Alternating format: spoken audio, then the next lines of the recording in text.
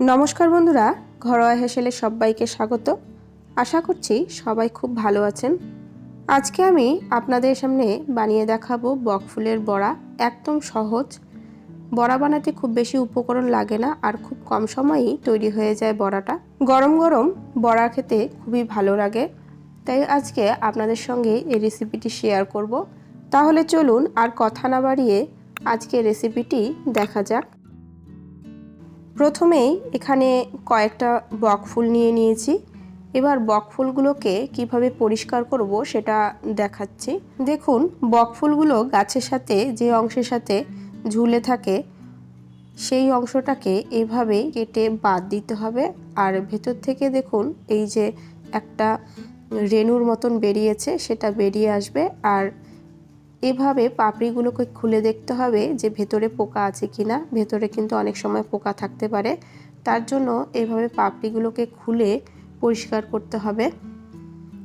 আমি এভাবেই সবগুলো বকফুল পরিষ্কার করে নিচ্ছি। আমি আরেকটা আপনাদের দেখিয়ে দেব এভাবে।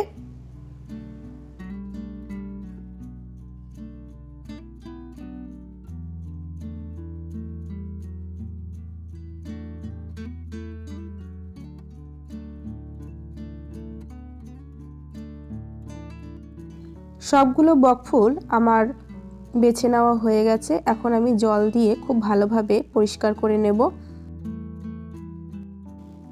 এদিকে বড়া বানানোর জন্য আমি একটা ব্যাটার তৈরি করে নেব।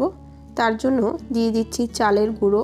আপনারা চাইলে এখানে বেসন দিতে পারেন, চালের গুঁড়ো দিলে খুব ভালো মুচমুচে হয়। আমি এখানে 3 চামচের মতন চালের গুঁড়ো নিয়েছি আর দিয়ে দিচ্ছি 3 চামচের মতন ময়দা।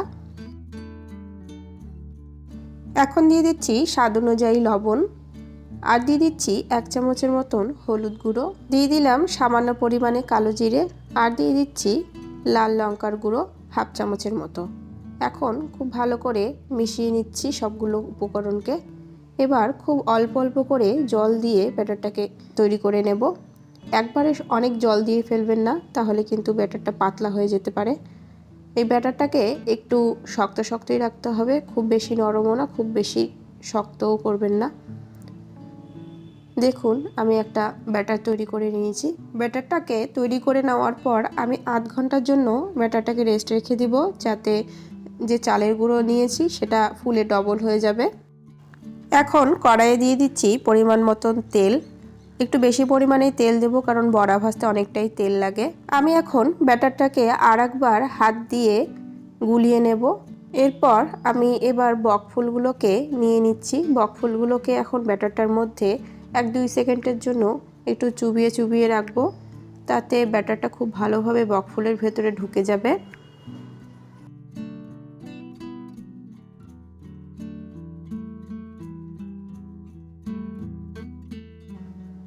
আমি ব্যাটারের মধ্যে 4টে বকফুল এভাবে চুবিয়ে নিয়েছি। এখন আমি এই 4টে বকফুল ভেজে নেব।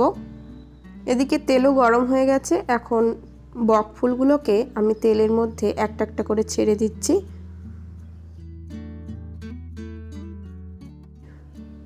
এক পাশটা খুব ভালোভাবে ভাজা হয়ে গেছে, এখন অপর পাশটা আমি খুব আলতোভাবে উল্টে দিচ্ছি। একবারে অনেকগুলো বড়া ভাজতে যাবেন না, নাহলে কিন্তু বড়াগুলো একদমই ভালো হবে না খেতে। আমি একদম বড়াগুলোকে লো ফ্লেমে ভেজে নিচ্ছি, কারণ হাই ফ্লেমে যদি বড়া ভাজতে যান তাহলে কিন্তু ওপরটা তাড়াতাড়ি লাল হয়ে যাবে আর ভেতরের অংশ একদম কাঁচা রয়ে যাবে। তার জন্য খুব কম আঁচে লো ফ্লেমে বড়াগুলোকে ভেজে নিতে হবে। যে কোনো বড়ার ক্ষেত্রেই এভাবেই ভেজে নেবেন লো ফ্লেমে। দেখুন বকফুলগুলো খুব লাল লাল করে ভাজা হয়ে গেছে, খুব সুন্দর ভাজা হয়েছে। এখন আমি বকফুলগুলোকে তুলে নিচ্ছি।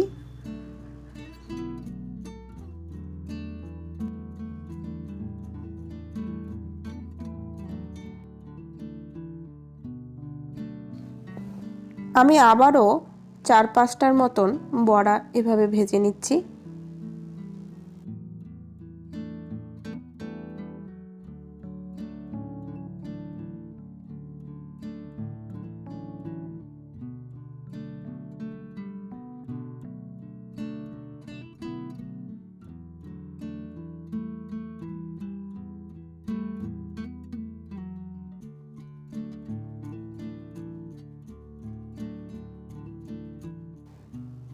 দ্বিতীয় পার্টের বড়াগুলো খুব ভালো করে আমার ভাজা হয়ে গেছে। এখন আমি বড়াগুলোকে নামিয়ে পরিবেশন করব। গরম গরম বড়াটা খেতে খুবই ভালো লাগবে। ঠান্ডা করলে কিন্তু বড়াটা খেতে একদম ভালো লাগবে না, একদম নরম হয়ে যাবে। তার জন্য এই বড়াগুলোকে খুব গরম গরমই খেতে হয়। বকফুলের বড়ার রেসিপি একদম সহজ।